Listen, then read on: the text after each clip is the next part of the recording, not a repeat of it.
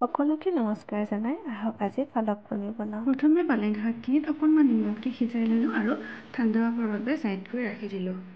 মানে এখন পেনত অকণমান বাটাৰ দি তাতে অকণ বিলাহী, পিঁয়াজ, আদা, নহৰু দি ভাজি লৈ ধুনীয়াকৈ এটা পেষ্ট বনাই পনীৰখিনিতো অকণমান জিৰা আৰু নিমখ দি ভাজি ল'লোঁ। এইফালে এখন কেৰাহীত অকণমান তেল গৰম কৰি তাতে অকণমান গোটা জিৰা আৰু শুকান জলকীয়া দি বনাই লোৱা বিলাহী পেষ্টটো দি দিলোঁ।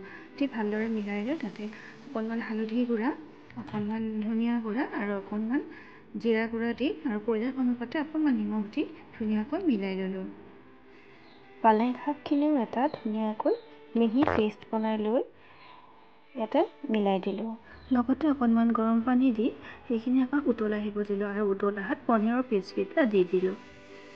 শেষত অকণমান কচুৰি মেথি আৰু অকণমান কেঁচা ধনিয়া দি নমাই থলোঁ। এয়া মোৰ পালক পনীৰ ৰেডি। যদি ভাল লাগিছে লাইক এটা আৰু কমেণ্ট এটা কৰি দিব।